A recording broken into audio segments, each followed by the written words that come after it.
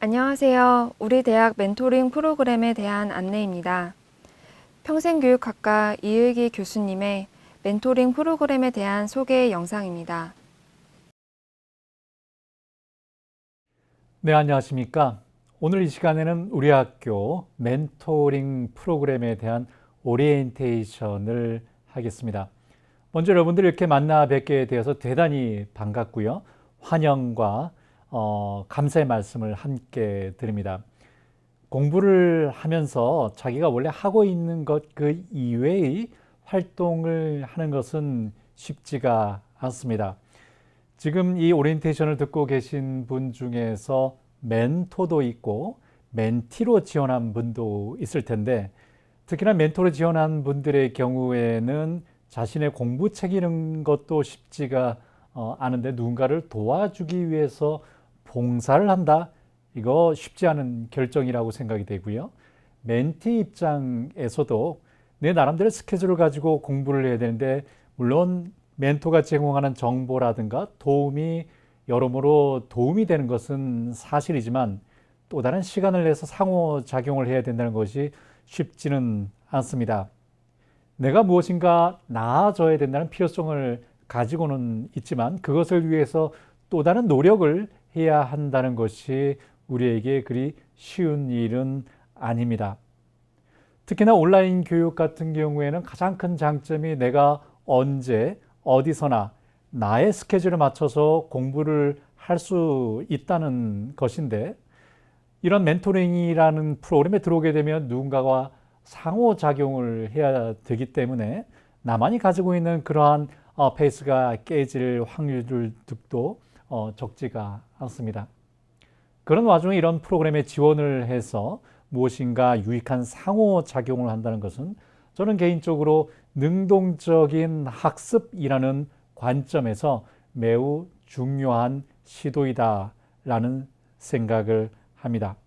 그래서 여러분들이 지금 현재 이 라인에 서 있다는 것은 단순하게 누구에게 도움을 주고 또한 도움을 받는 것이 아니라 그 이상의 학습에 대한 나의 애정, 그리고 나의 개인적인 발전을 위해서 엑스트라의 노력을 한다는 그런 자세들이 반영된 결과가 아닐까 생각합니다. 그런 점에서 여러분들 그런 모습들에 대해서 격려의 말씀도 드리고 싶습니다. 멘토링이란 단어는 우리 사회에서 요즘 심심치 않게 들어볼 수가 있습니다. 기업체라든가 어떤 조직에서 일하는 분들의 경우에는 그 기관 내에서 임직원들을 대상으로 멘토링하는 경우도 적지 않고요. 청소년들의 경우에도 선후배 관계 혹은 사회적으로 지명도가 있는 분들이 우리 청소년들에게 앞으로 진로를 안내하기 위해서 무엇인가 도움을 제공하는 경우도 적지가 않습니다. 하지만 멘토링이라는 것이 정확히 어떤 의미를 가지고 있고 그 안에서 어떤 역할들을 멘토와 멘티가 할 수 있는지에 대해서는 우리가 실제적으로 모르는 경우도 적지가 않습니다. 우리 대학에 들어온 여러분들의 입장에서도 이 개념이 상당히 생소할 수도 있을 것입니다. 그래서 오늘 이 오리엔테이션 시간에는 멘토링이라는 것이 과연 무엇이고 멘토와 멘티는 어떤 역할을 수행해야 되는지, 이런 부분에 대해서 여러분들에게 짧게 설명을 드리고자 합니다. 제가 5개의 주제를 넣어봤는데요. 주제라기보다는 제목인데, 실질적인 내용은 멘토링이 무엇이고 기능, 그 다음에 멘토하고 멘티가 갖춰야 될 자질에 대해서 보는 것이 메인 내용이고요. 처음에 넣은 것은 어떻게 보면 멘토링의 필요성이라 할까요? 그런 부분에 대해서 제가 넣었으니까 그런 차원에서 전체적인 내용을 오늘 보시면 될 것 같습니다. 자, 의문의 일패라고 제가 제목을 적어봤는데, 의문의 일패라는 것은 내가 특별하게 잘못한 것도 없는데 내가 게임을 잃는 것이죠. 의문의 일승, 이거는 내가 특별한 걸 하지도 않았는데 그냥 왠지 내가 이렇게 명시적인 것은 아니지만 뭔가 승리한 것 같은 그런 부분입니다. 제가 왜 이런 말씀을 드렸냐면, 처음에 여러분들이 온라인 대학에 지원을 하고 공부를 하겠다 결심을 했을 때는 뭔가 정말 그 의지가 가득 차고 호기롭게 생각을 하게 됩니다. 하지만 실제 들어와서 공부를 하다 보면 이게 만만치가 않아요. 아직까지 결과가 나오지 않은 상태임에도 불구하고 여러모로 내가 이걸 왜 했을까? 왜 예전에 공부할 때만큼의 그런 성과가 나오지 않지 않은 생각이 많이 들 것입니다. 그래서 그런 맥락에서 우리가 일반적으로 온라인 성인 학습자들이 가지고 있는 어려움들을 몇 가지로 제가 한번 정리를 해봤습니다. 여러분의 아마 케이스이기 때문에 동감이 되지 않을까라는 생각을 해봅니다. 첫 번째, 오랜만에 시작한 공부라는 것이죠. 소싯적에 옛날에 소위 한끗발 했다라는 분들이 우리 주변에 보면 적지가 않습니다. 어떤 분은 나 옛날에 공부 잘했어 라고 생각을 하고 온라인 대학에서 공부를 시작하는 분도 있고, 어떤 분의 경우에는 옛날에 내가 잘 하지는 못했던 것 같은데 한번 해보자. 안 되면 어떡하지? 뭐 이런 생각들을 갖고 있는 경우도 많이 있습니다. 그런데 그때하고 지금하고 개인적인 기억의 차이도 있지만 시간의 차이라는 것도 존재를 해요. 우리 학우님 중에서 뭐 20대 정도에 계신 분들은 괜찮지만 적어도 4학년, 5학년, 6학년, 우리 나이를 의미하죠. 40대, 50대, 60대로 넘어갈수록 점점점 멀어져가는 이 기억력이라는 부분이 우리를 많이 어렵게 합니다. 그래서 예전에는 조금만 공부를 해도 쉽게 기억을 했는데 이제는 열심히 공부를 해도 그 다음 날이면 까먹는 그런 경우들이 적지 않게 생깁니다. 그리고 오랜만에 공부를 하기 때문에 어떻게 공부를 해야 되는지 그 요령도 잘 모르게 돼요. 그냥 여러 번 듣고 그냥 필기 열심히 하면 될 것 같지만 우리가 가지고 있는 여러 가지 연령으로 인한 한계, 오랜만에 공부함으로써 생기게 되는 그런 문제점들을 생각을 할 때 나름대로 전략적인 접근들이 필요한 것이지요. 그래서 오랜만에 시작한 공부이기 때문에 여러분들이 가지고 있는 어려움 적지 않을 거라고 생각을 하고요. 온라인 학습이 가지고 있는 여러 가지 어색함도 우리가 생각해 볼 수가 있습니다. 온라인이라는 것은 아까 말씀드린 것처럼 언제 어디서나 공부를 할 수 있다는 장점은 가지고 있지만 근본적인 상황은 어때요? 내가 혼자 공부를 해야 한다는 것입니다. 교수님이 주시는 정보, 강의 내용 그것만을 가지고 내 나름대로의 스케줄링을 해서 지속적으로 공부를 해 나가야 된다는 것이죠. 비단 그것뿐만이 아니라 옆에 열심히 공부하는 사람의 모습들을 우리가 볼 수 없기 때문에 동기 유발도 잘 되질 않아요. 자극을 못 받는 것이죠. 그래서 이런 성인 학습 맥락에서의 온라인 학습이라는 것 자체가 우리에게는 많은 어색함으로 다가오게 됩니다. 경력 개발의 필요성과 걱정, 이것도 우리들이 생각해야 될 요소입니다. 다들 자신의 그 프로페셔널한 생활들을 가지고 있고 거기에서 모자란 부분들을 충족하기 위해서 온라인 맥락에 들어와서 공부를 하는 경우들이 많이 있습니다. 학위가 필요한 분들도 있겠고요. 내가 새로 생각한 다른 영역에 대한 지식이 필요한 분도 있겠고 자격증이 필요한 그런 분들도 있을 것입니다. 하지만 막 공부를 하다 보면 내가 정말 제대로 된 트랙에 들어와서 하고 있는지, 그리고 내가 이렇게 했을 때 나중에 내가 생각을 했던 염두에 뒀던 영역으로 잘 나아갈 수 있을지 여러 가지 걱정거리들이 생기는 것이 사실입니다. 이 속에서 우리가 그나마 위안을 삼을 수 있는 것은 우리들이 다양한 경험 그리고 사회생활을 했다는 것이죠. 이런 부분들은 다른 사람과의 상호작용 그리고 우리가 학습 맥락에서 강의에서 배우게 되는 여러 가지 내용들이 내가 이제껏 해왔던 일과 관련성이 있다라고 생각이 되면 이런 부분들을 내가 앞으로 무엇을 할 것인가와 관련된 측면에서 더욱 많이 적용할 수가 있어요. 거기다가 같은 학과에 있는 분들은 대체적으로 관심이 있고 그리고 유사한 영역에서 전문적인 삶을 살고 있는 분들이라는 점입니다. 이것이 현재 여기 와서 공부를 하고 있는 우리들에게는 아주 큰 힘이 되는 것이죠.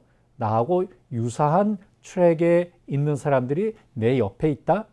이것만큼 나에게 큰 힘이 되는 경우가 없지는 않을 것입니다. 그래서 여기서 말씀드린 이런 부분들은 어쩌면 우리가 학습을 각 개인의 영역에 두고 있기 때문에 발생하는 문제이다라고 볼 수가 있습니다.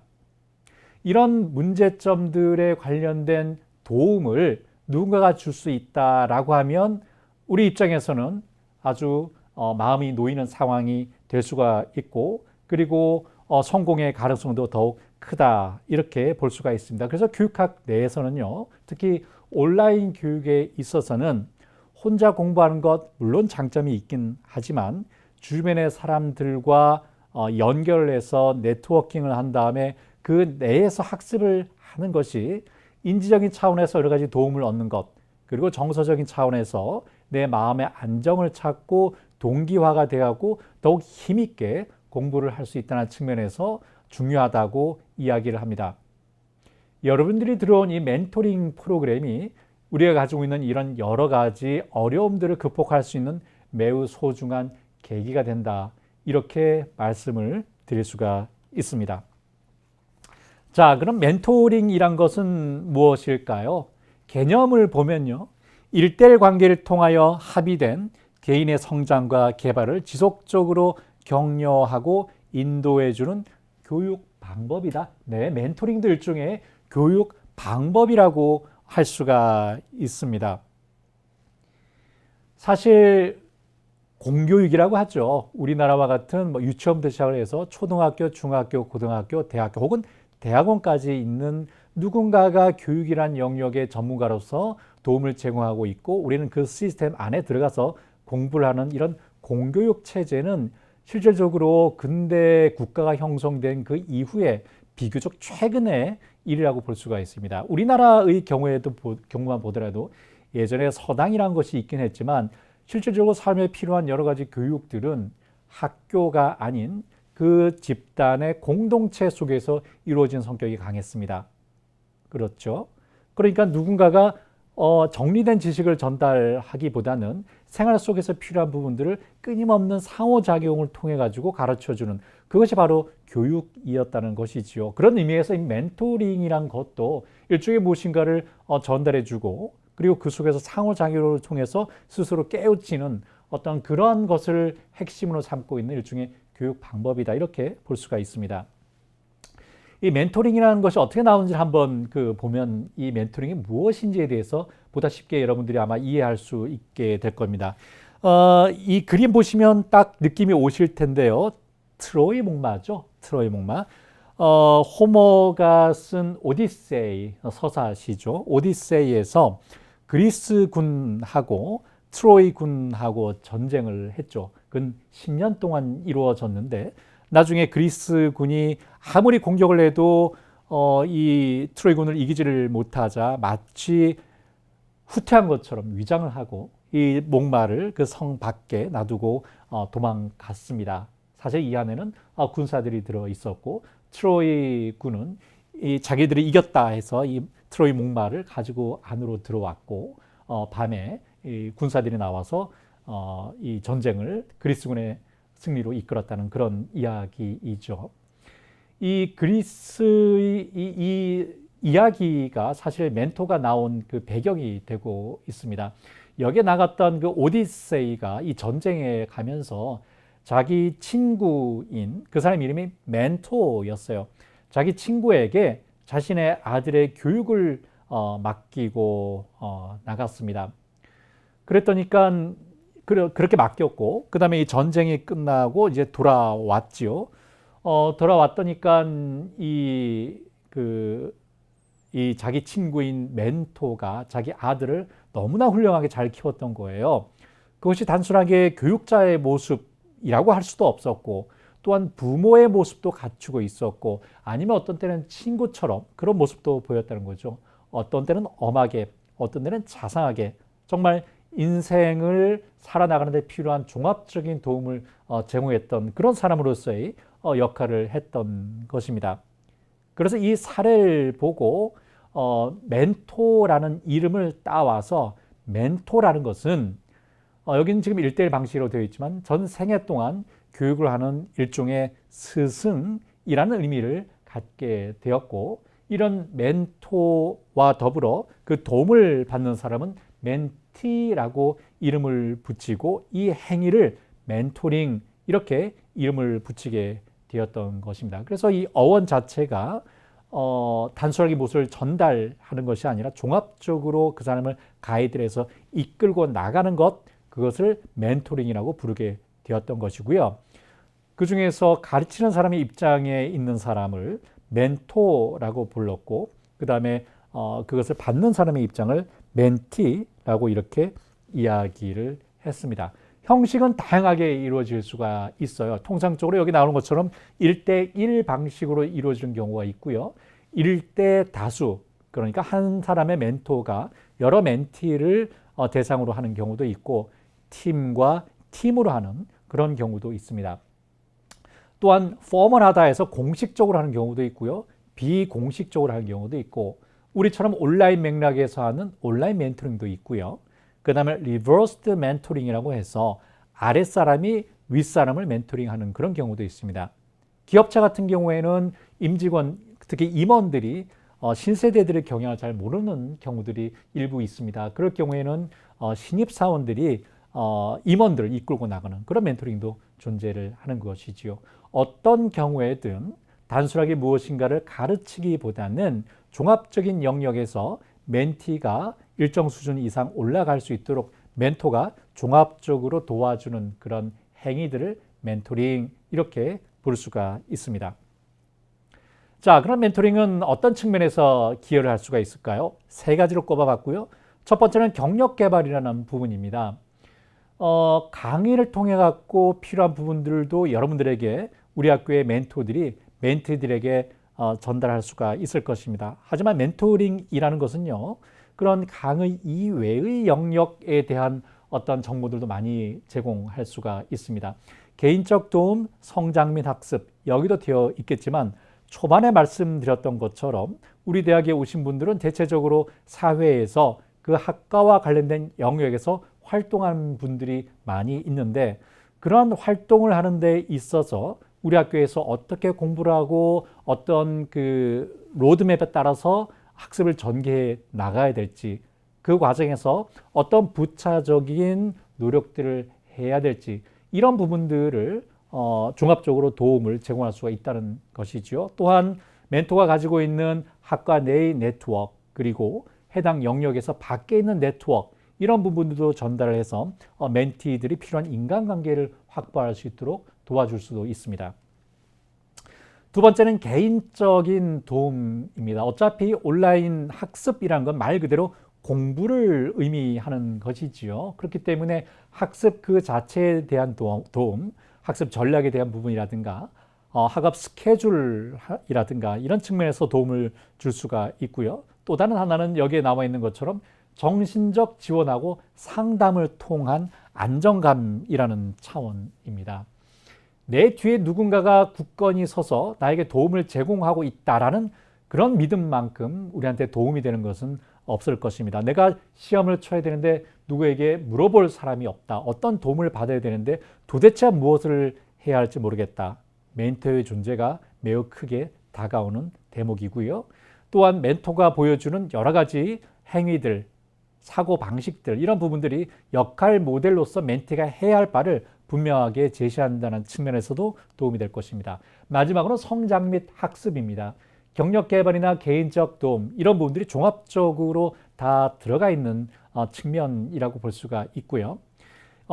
이 과정을 통해 갖고 멘티는 나름대로 문제 해결 방법을 터득하게 되겠고, 멘토는 일종의 자격을 얻는 과정을 얻게 됩니다. 특히나 어떤 학습 내용을 우리가 배웠을 때요, 그것을 다른 사람한테 가르쳐 주다 보면 내가 아는 것과 모르는 것의 간극을 명확하게 확인하게 되고요. 거기에 토해 가지고 내가 무엇인가를 할 수 있는 점을 얻게 되는 것입니다. 그리고 우리가 봉사를 함으로써 얻는 그런 삶의 기쁨이라는 측면, 멘토링을 통해서 우리가 얻는 또 다른 장점이 아닐까 생각을 해 봅니다. 멘토의 자질인데요. 멘토는 당연히 여러 가지 그 능력을 가지고 있어야 할 것입니다. 저는 대략 한 5가지 정도로 정리를 해봤어요. 첫 번째는 학습 촉진 능력입니다. 콕 집어서 공부를 어떻게 하는지를 가르쳐 주기보다는 멘티가 그것을 실천할 수 있도록 도와주는데 초점을 맞춰야 되는 것입니다. 그래서 학습이라는 행위 자체가 기본적으로 전략이기 때문에 어떻게 공부해야 될 것, 이런 부분들, 반복 연습할 때는 어떻게 반복 연습을 해야 된다든가, 아니면 온라인 공부는 결국 성인 학자 입장에서 시간과의 싸움이잖아요. 그래서 시간을 어떻게 활용한다, 시험 치기 전에 어떻게 스케줄링을 한다, 뭐 이런 도움들이 멘티가 무엇인가를 앞으로 해 나가는데, 공부하는 데 도움을 줄 수가 있을 것입니다. 두 번째는 커뮤니케이션 능력을 갖고 있어야 된다입니다. 제가 이 멘토링 프로그램을 오랫동안 운영을 하면서 봤던 부분인데, 결국은 사람과의 만남이 멘토링입니다. 여기에서 적절한 커뮤니케이션이 이루어지지 않으면 실패할 확률들이 많이 높아요. 특히나 우리가 멘티라고 하지만 멘티 역시 사회인이고 주체로서의 어떤 주도성을 갖기를 원하는 경우가 적지가 않습니다. 그런 상황에서 멘토가 내가 무조건 그냥 끌어가겠다, 이렇게 생각을 하게 되면 갈등을 일으킬 경우가 매우 많습니다. 그래서 상대를 인정해주고 그것을 안내하는 그런 역할들, 멘티 입장에서도 멘토가 가질 수 있는 여러 가지 어려움들을 인정하고 그 속에서 상호 협력적인 관계로 나가는 그런 커뮤니케이션 능력들이 서로에게 필요하다고 볼 수가 있습니다. 세 번째는 진실한 마음과 열정, 의지입니다. 그 사람이 얼마나 나에게 대해서 따뜻한 마음을 가지고 있는지는 우리 금방 알 수가 있잖아요. 특히나 사회생활을 어느 정도 해본 분들은 뭐 몇 마디만 나눠도 그 사람에 대한 느낌을 갖게 될 것입니다. 멘토를 지원한 분들은 기본적인 전제이긴 하지만 우리가 사람과 상호작용을 하다 보면 그것이 잘못 익힐 정도 때도 간혹 있습니다. 우리 시험 치기 전에 아주 힘들 때 문자 하나 큰 힘이 될 때가 있잖아요. 그런 부분들이 멘토가 갖춰야 될 일종의 능력이 아닐까 싶습니다. 해당 영역에 대한 풍부한 지식, 역량, 경험, 이제까지 제가 말씀드렸던 부분이라고 볼 수가 있고요. 마지막으로는 조직의 역사, 문화적 배경에 대한 지식인데, 이것은 해당 학과의 분위기, 그렇죠? 뭐 학생의 활동이라든가 어떤 기타 여러 가지 부분들, 그 다음에 학습 동아리가 있다면 그와 관련된 안내들, 그 다음에 멘티가 관심을 가지고 있는 영역에 있어서 사회에서 벌어지는 여러 가지 뭐 이슈들이라든가 단체라든가 뭐 모임이라든가 이런 부분들에 대한 지식들이 결국 많은 도움이 될 것입니다. 자, 그렇다면 멘티는 어떤 자질을 갖춰야 할 것인가? 쉽게 생각하면 멘티는 도움을 받는 사람이잖아요. 그러니까 특별하게 어떤 자질이라든가 능력이 필요하지 않다라고 생각을 할 수가 있지만, 제가 멘토링 프로그램 운영해 보았던 과정을 놓고 보면 멘티 역시 어떤 특정한 그 노력을 해야 된다는 것이 분명해요.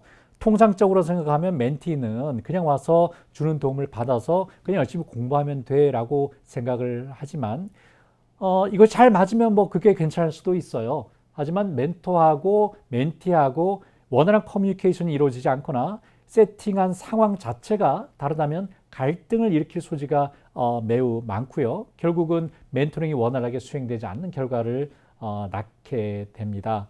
그렇기 때문에 이 멘티의 입장에서는요, 단순하게 정보를 취득하는 것이 아니라 그런 정보에 더해서 내가 이 공부를 하는 데 있어서 조금 더 적극적으로 참여를 해서 보다 폭넓은 정보, 그리고 정서적인 위안, 그에 더해 가지고 학습 동기, 이런 것들을 마련하는 그런 계기로 삼겠다는 생각들이 필요합니다. 온라인 공부가 단순하게 1, 2주로 끝나는 것이 아니라 짧게는 2년, 길게는 4년 이상을 가는 과정이기 때문에 이 속에서 단순하게 숟가락 하나 얹어 놓은 것이 아니라 나의 몸이 나의 일상, 이제까지 왔던 일상생활을 이쪽으로 완전히 넘기는 그런 노력들이 필요하다는 것이죠. 멘토링도 그런 차원에서 접근을 해야 되고요. 여기서 잘하고 내가 다시 멘토가 되었을 때 도움을 줄 수 있다는 생각까지 한다면 이 공부하는 과정 자체가 매우 즐겁고 나의 삶에 좀 더 유익하게 도움이 된다, 이렇게 볼 수가 있습니다. 그래서 첫 번째 생각해 본 멘티의 기본 자질을 목표지향적인 사람이에요. 내가 무엇을 할 것인가와 관련된 부분들을 분명하게 세우고요. 멘토와 이야기를 나눠서 해당 학기 동안 혹은 멘토링 기간 동안에 어떤 일을 하겠다. 나는 어떤 역할을 하고 멘토는 어떤 도움을 주겠다. 어떤 상호작용을 하겠다. 이런 부분들을 분명하게 나눠야 된다는 것입니다. 그래서 멘토링 전문가들은 계약서를 써라 라는 이야기까지 합니다. 단순하게 도움을 주는 것이 아니라 서로 그런 속에서 상호작용을 해 나갈 때 서로에게 도움이 된다는 그런 의미이지요. 그래서 그것을 가지고 학습 계약서 이렇게 이름을 붙이기도 합니다. 그런 의미에서 멘티는 목표 지향적이어야 된다. 두 번째, 자신의 성장과 개발에 대한 책임의식이 분명해야 된다. 도전적 과제를 추구해야 되고 이러한 피드백과 코칭에 대해서 호의적인 사람이어야 된다.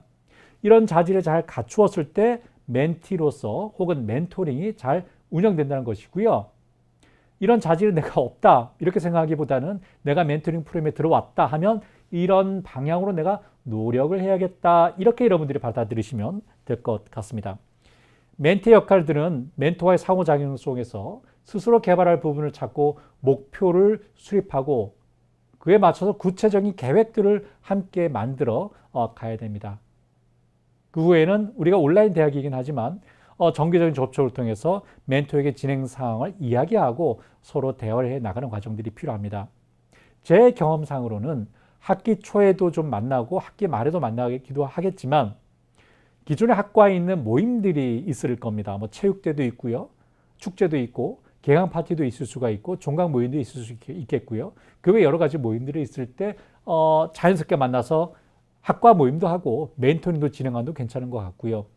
근거리 지역에 있다면 직접 만나서 시험 기간 전에 만나서 어떤 논의를 한다든가 학기 초도 마찬가지고 뭐 이런 노력들도 아마 괜찮지 않을까 생각을 해 봅니다.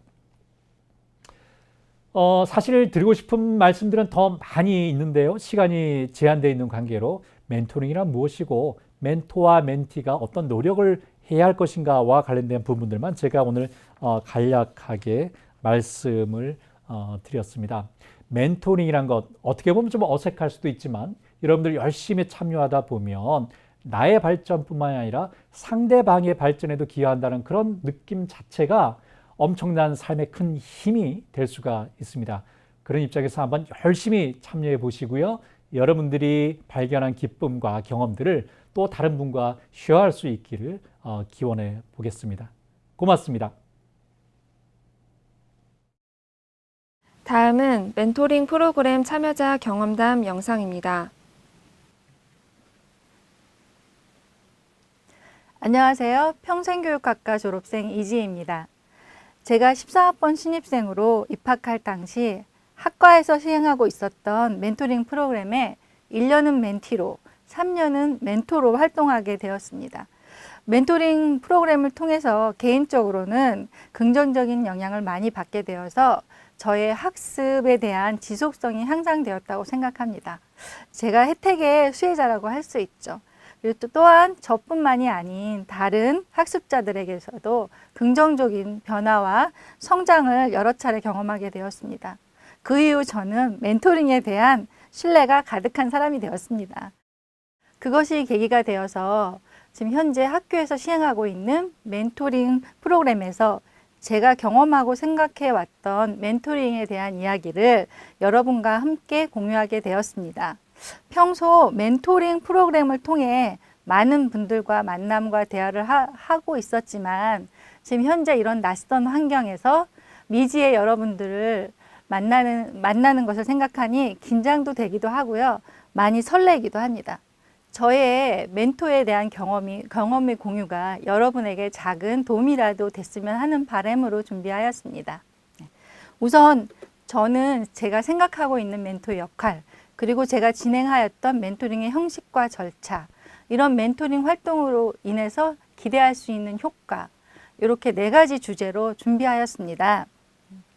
먼저 멘토의 역할로는 이와 같이 6가지로 적어 보았습니다. 멘토란 조금 더 먼저 시작한 선배가 지금 시작하는 후배에게 그동안 습득했던 정보와 경험을 공유하는 역할이라고 생각합니다. 이러한 관계를 유지하기 위해서는 서로에게 신뢰감 있는 관계 형성도 중요할 것이고 멘티가 새로 시작하는 학습에 대해서 안정감 있는 출발을 위해 중도 포기 없는 학습을 위하여 꾸준한 관심과 격려로 동기부여를 해주는 역할자라고 생각합니다. 다음으로는 제가 진행했던 멘토링 형식에 대해서 말씀드리겠습니다. 멘토링 형식에 대해서 이와 같이 4가지로 구분해 보았는데요. 제일 첫 번째 팀 내 멘토링은 1대1 혹은 1대 다수 등의 팀으로 구성되어진 멘토링으로 가장 핵심 형식이라고 할 수 있습니다. 그리고 이러한 멘토링 팀이 이루어지면 여러 팀이 함께 구성되어진 학과나 학부가 있다며 공동으로 함께 진행하는 팀 간 연합 멘토링의 형식이 가능할 수 있을 것입니다. 그리고 지금 보면 면대면 만남으로 진행하는 오프라인 멘토링이나 전화나 SNS, 이메일 이런 다양한 도구를 활용하는 온라인 멘토링의 형식도 있습니다. 그러면 이러한 형식의 각각의 성격을 좀 바라보도록 하겠습니다. 첫 번째 팀 내 멘토링은 세심하고 심도 깊은 학습 환경을 조성하여 지속적인 학습을 위한 동기부여를 하게 되고 정서적 지원이라던가 이런 심리적 도움을 제공하게 됩니다. 학기당 3회로 적합하고요. 학기 시작과 중간고사 전, 학기 말 이것이 실질적인 멘토링이 필요한 시기라고 생각합니다. 두 번째 팀 간 연합 멘토링은 아무래도 여러 팀에서 진행하는 다양한 정보를 공유하게 되고 그런 정보 공유로 인해서 폭넓은 상호 교류 및 소속감이 고취되는 것을 기대할 수 있습니다. 그리고 좀 더 보다 표준화된 멘토링 절차를 도입할 수 있다고 생각합니다. 세 번째, 오프라인 멘토링은 다양한 기회를 통한 사교작용을 할 수 있는 장점이 있습니다. 그래서 이런 장점으로 인해서 정서적 유대감이 강화가 될 수 있고요. 개인적으로 저의 경우는 월 1회로 기준을 하고 지금 여기에서도 학기당 3회에서 5회라고 설명하고는 있으나 이 팀 내 멘토링의 그 구성원들 간의 상호 협의하에 오프라인의 횟수라든가 방식을 결정하는 것이 적절하다고 생각합니다. 그리고 마지막으로 온라인 멘토링은 우리 학교와 같은 온라인 대학의 제한점을 고려한 방식으로요. 일상적인 대화 및 도움을 제공할 수 있습니다. 아마 이것이 가장 저희에게는 효율적인 형식이라고 생각됩니다. 그래서 이런 효율적인 접근성이 수월한 관계로 신뢰감 형성을 위한 도구로서 주로 많이 사용을 하고 있고요. 오프라인 특강이라든가 이런 정보 공유도 함께 할 수 있어서 가장 우리에게 적합한 형식이라고 생각합니다. 그럼 이와 같은 형식을 멘토링으로 이루어지는 절차에 대해서는 어떤 게 있는지 한번 말씀드리겠습니다. 학기 초 1차 멘토링을 시작하여서 2차 멘토링은 중간고사 전, 그리고 중간고사 후의 3차 멘토링과 기말고사 전의 4차 멘토링, 그리고 학기 종료 시에 학기 말에 5차 멘토링, 이런 아래의 절차 5단계를 기본으로 하고요. SNS나 전화, 일반 이메일 등을 이용한 일상의 교류를 함께 진행한다면 적절할 듯 싶습니다. 네. 그리고 5단계의 절차에 대해서 그럼 자세하게 좀 알아보겠습니다. 1차 멘토링은 학기 초 오프라인으로 진행됩니다. 그래서 오프라인으로 진행되면서 얼굴을 마주 보면서 멘토와 멘티의 첫 만남이 자기소개와 함께 친근감과 신뢰감 형성을 하게 됩니다. 멘티가 가장 중요한 것은 멘티가 멘토링에서 기대하고 있는 희망사항을 듣기입니다. 이 희망사항을 듣기는 그냥 구두로만 듣는 것이 아니라 서면으로 작성하시면 멘토링 진행 기간 동안에 기본 자료가 될 수 있기 때문에 많은 도움이 될 수 있을 것입니다. 그래서 이런 멘티의 희망사항을 기반으로 하여서 활동계획서를 작성합니다. 이 활동계획서는 계약서로서의 역할을 하는데요. 이것은 멘티, 멘토 간의 심리적인 책임감을 부여하는 것을 좀 기대할 수 있죠. 그래서 기타 상호 협의사항을 의논하고요. 그리고 해당 학기 멘티가 수강하고 있는 과목에 대해서 파악을 하게 됩니다. 그 수강 과목을 파악하게 되면 해당 학기 동안에 학업 계획서를 작성하게 되고요. 이런 과정을 통하면서 함께 소통할 수 있는 창구를 만들게 됩니다. 이게 이 1차 멘토링의 내용을 보면 하는 것이 아무래도 처음에는 많습니다. 근데 멘토는 훈련이 되어 있는 사람이기 때문에 이런 것이 그렇게 크게 와닿지는 않아요. 근데 멘티의 입장에서는 처음 접하는 시스템과 처음 만나는 사람과의 단계에서 이런 것을 많이 작성하고 서면으로 형식을 하고 하는 형식 자체가 좀 불필요하다고 생각되어질 수도 있거든요. 근데 이 멘티가 이런 것을 작성하는 과정에서 실질적으로 내가 이 멘토링에서 뭘 원하는구나, 학습에 대해서 조금 더 진지하게 생각할 수 있고 좀 명료하게 자기의 의지를 좀 확인할 수 있는 단계이기 때문에 이 과정은 상당히 중요하다고 생각합니다. 그리고 2차 멘토링의 시기는 중간고사 전입니다. 이것 또한 오프라인으로 진행하는 것이 적합하다고 생각합니다.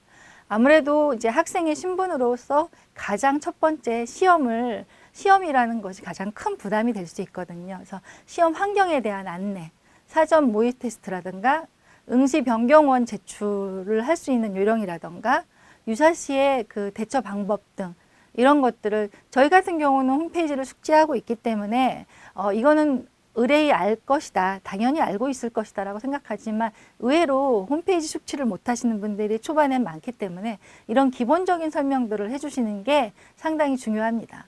그리고 시험 전에 시간 활용 계획도 함께 의논한다면 경험자로서 그런 도움이 많이 될 수 있는 기회가 될 것입니다. 그리고 시험 유형별 대처, 사지선다형이라든가 서술형, 우리 동시시험, 비동시시험 이렇게 구분하는데요. 이런 것들에 대한 구분을 잘 못하시는 분도 있으니까 시험 시작하고 나서 스타트하고 나서 당황하는 경우가 좀 많더라고요. 그러니까 그런 거에 대한 미리 대비책을 마련해 주시는 것도 좋고요.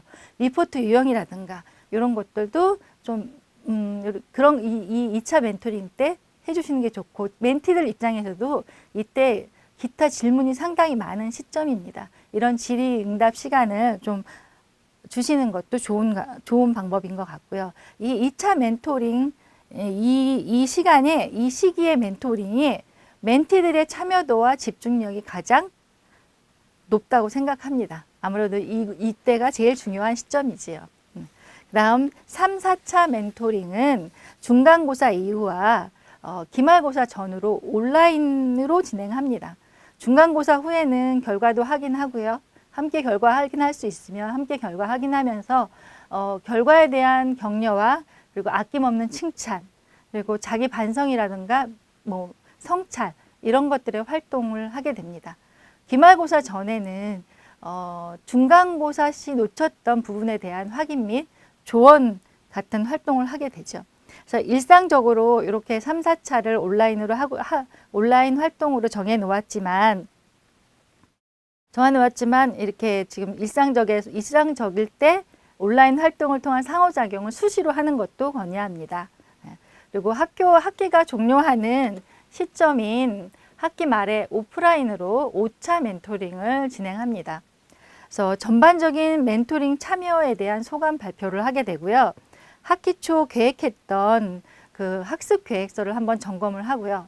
한 학기 동안 멘티가 수업을 하면서 학습에 대해서 좀 더 명료한 생각을 가지게 됩니다.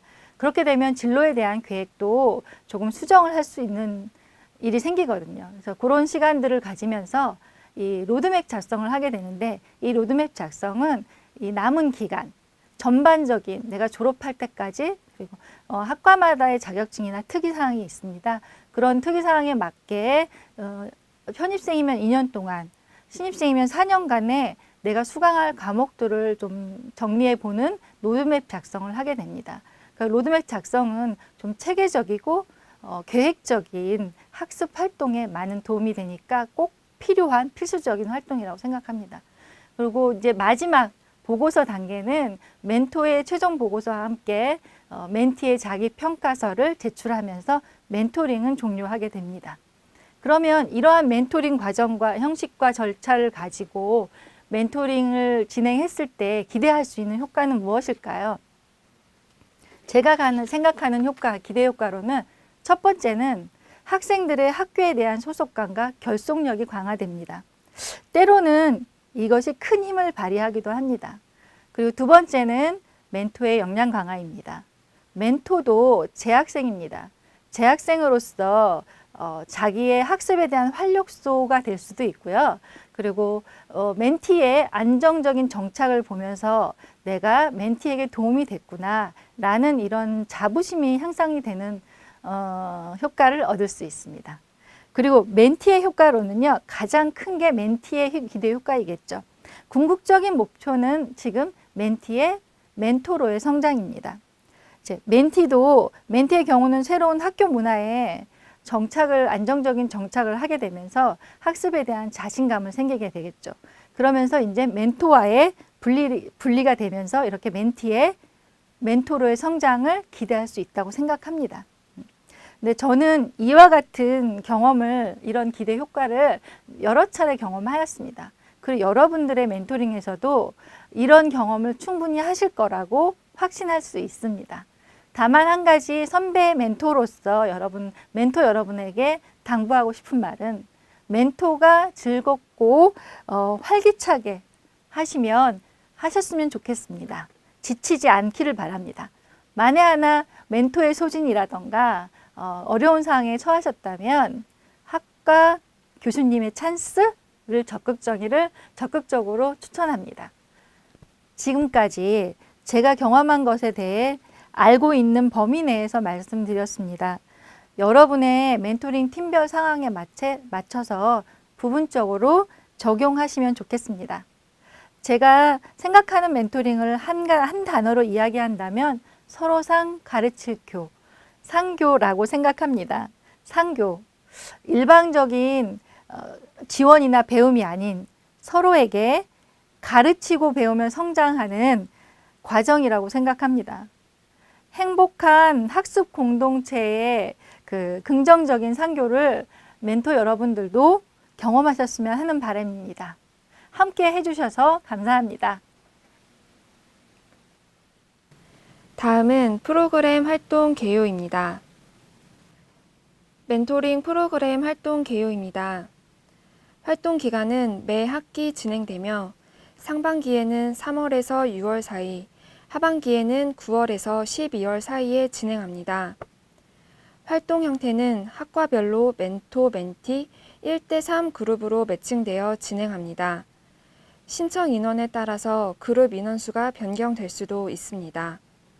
활동 방법은 기간 내에 3회 이상 온라인, 오프라인 병행하여 진행하게 됩니다. 주요 활동으로는 오리엔테이션 이후에 멘토는 그룹 논의를 통해 활동 계획서를 양식에 따라 작성하여 제출합니다. 계획서에 따라 활동을 시작하고 날짜 기한에 맞춰 중간 활동 보고서를 제출합니다. 그룹별로 중간 활동 보고서를 제출한 후에는 소정의 활동 지원금이 지급됩니다. 활동 종료된 이후에는 최종 활동 보고서를 제출합니다. 최종 활동 보고 및 평가 시에는 멘토 활동 인증서를 발급하고 활동을 충실하게 이행한 우수 멘토를 선정하기도 합니다.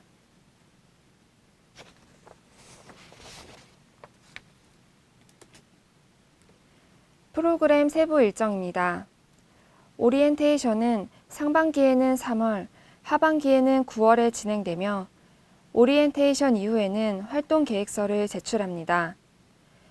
중간 활동 보고는 상반기에는 4월, 하반기에는 10월에 날짜 기한대로 중간 활동 보고서를 제출해야 합니다.